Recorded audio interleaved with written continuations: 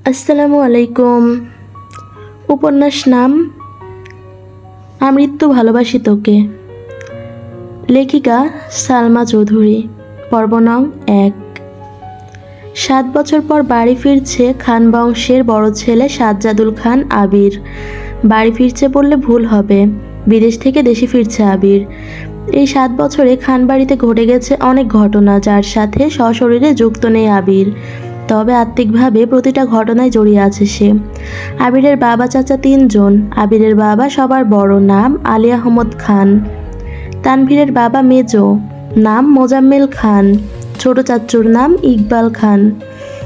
আবির তার বাবা মায়ের একমাত্র ছেলে। মেজো চাচা মানে মোজাম্মেল খানের এক ছেলে এক মেয়ে।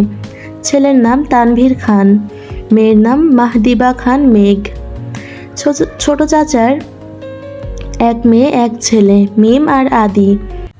এখনও তারা এলাকার যৌথ পরিবারগুলোর মধ্যে শ্রেষ্ঠ। বাড়ির সকলের প্রাণ যেন একসুতোয় বাঁধা। 5 ভাই বোনের মধ্যে আবির সকলের চোখের মণি। আবিরের জন্মের পর তার বাবা মা দ্বিতীয় সন্তান নেওয়ার কথা চিন্তাও করেননি।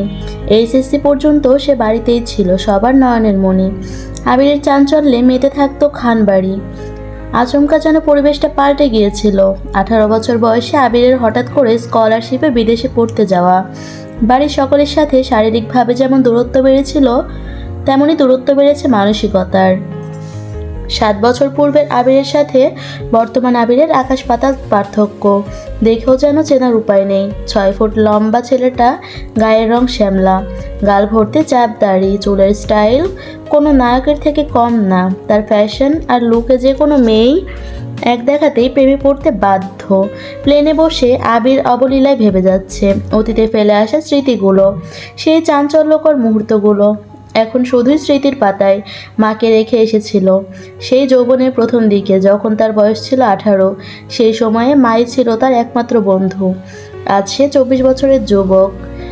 এতগুলো বছরের একটা দিনও বাদ যায়নি যে মায়ের সাথে ফোনে কথা বলেনি সে।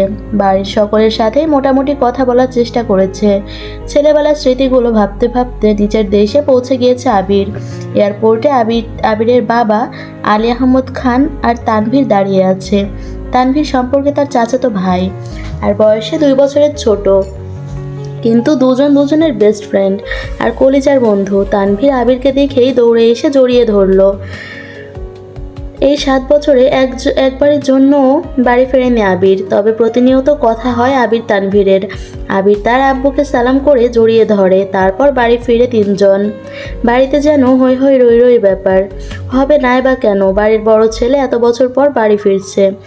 রান্নাঘরে বাহারি রকমের রান্নার ধুম পড়েছে। মা চাচিদের হঠাৎ দরজায় আবিরকে দেখে সবার মধ্যে হইচই শুরু হয়ে গেছে। আবিরের আম্মু এসে দৌড়ে জড়িয়ে ধরলেন ছেলেকে। আবেগ আপ্লুত হয়ে মাকে জড়িয়ে ধরল আবির। মমতাময়ী মাকে সেই 7 বছর আগে ছুঁয়েছিল, আজ এত বছর পর মায়ের ছোঁয়া পেল আবির।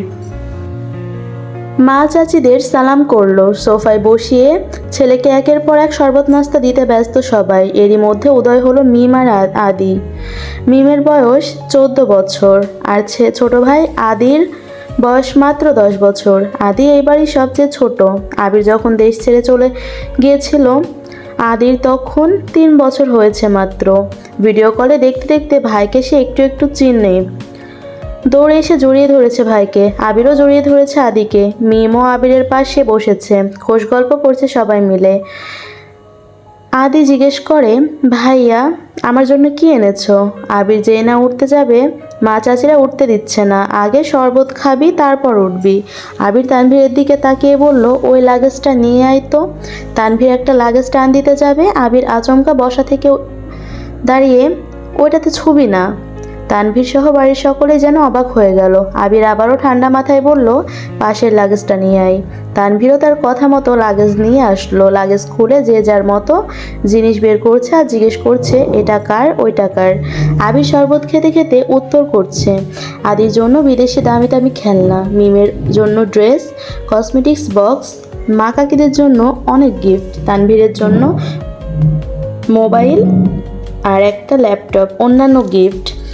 আলাদা আরেকটা ল্যাপটপ আছে। মিম জিজ্ঞেস করছে, ভাইয়া এই ল্যাপটপটা কি তোমার? আবির উত্তর দেয়, না এটা মেঘের। মেঘের মা হালিমা খান জিজ্ঞেস করলেন, মেঘের ল্যাপটপ কি দরকার বাবা?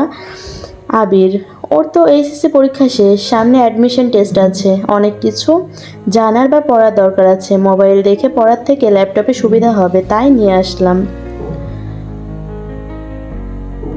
মিম, আমার জন্য তো নিয়ে আসতে একটা।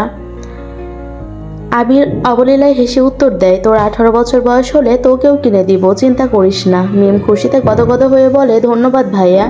বাড়ির হইচই শুনে ঘর থেকে বের হলেন ছোট চাচা ইকবাল খান। আবির চাচ্চুকে দেখেই সালাম করতে যায়, চাচ্চু বাধা দিয়ে জড়িয়ে ধরেন ভাতিজাকে। ইকবাল খান বাড়ির সকলের দিকে এক পলক তাকিয়ে নরম স্বরে বলেন, এতদিনে এই বাড়িটা পরিপূর্ণ হলো। ইকবাল খানের জন্য আনা উপহার আবির নিজের হাতে চাচ্চুকে দিল। বাকিদের জিনিসগুলো একটা একটা করে দিল আবির। মেজো চাচ্চু মানে মোজাম্মেল খান বাসায় নেই, তাই ওনার জন্য আনা গিফট যত্ন করে রেখে দিল আবির। লাগেজে পড়ে আছে একটা বক্স, যেটা র্যাপিং পেপারে মোড়ানো, আর একটা শপিং ব্যাগ। আদি জিজ্ঞেস করলো, ভাইয়া ওইটা কার? আবির ল্যাপটপের পাশে বক্স আর শপিং ব্যাগটা রেখে উত্তর করলো, এগুলো মেঘকে দিয়ে দিও, আমি রুমে যাচ্ছি। ইকবাল খান এক পলক সবার দিকে তাকিয়ে জিজ্ঞেস করলেন, মেঘ কোথায়? হালিমা খান উত্তর দিলেন, ও তো কোচিংয়ে গেছে, এতক্ষণে তো চলে আসার কথা। আবির বাকি দুইটা লাগেজ নিয়ে উঠতে চাচ্ছিল, হঠাৎ পেছন ফিরে মায়ের দিকে তাকিয়ে প্রশ্ন করলো, আমি কোন রুমে থাকবো? ছেলের এমন প্রশ্নের জন্য মা মালিহা খান হতভম্ব হয়ে পড়লেন। তৎক্ষণাৎ স্বাভাবিক হয়ে উত্তর করলেন, তোর রুম তোরই আছে, আজ সকালে পরিষ্কার করা হয়েছে। আবির কোনো কথা না বলে দুই লাগেজ নিয়ে উঠতে গেলে তানভীর এগিয়ে আসে। আমায় দাও, আমি নিয়ে যাচ্ছি। আবির একটা লাগেজ তানভীরের দিকে এগিয়ে দেয়, নিজে আরেকটা লাগেজ সযত্নে নিয়ে সিঁড়ি দিয়ে উঠতে থাকে। ততক্ষণে দরজায় এসে উপস্থিত হয় এই বাড়ির বড় মেয়ে মাহাদিবা খান মেঘ। মিম মেঘকে দেখে দৌড়ে এসে বলে, আপু, আবির ভাইয়া এসেছে। মেঘ সিঁড়ির দিকে তাকায়, লম্বা স্বাস্থ্যবান সুপুরুষ দেহে একজন হাতে লাগেজ নিয়ে সিঁড়ি দিয়ে উঠছে, শুধু পেছনটা দেখা যাচ্ছে। মেঘ ভেতরে ঢুকে সবার হাতে গিফট দেখে এদিক সেদিক তাকায়।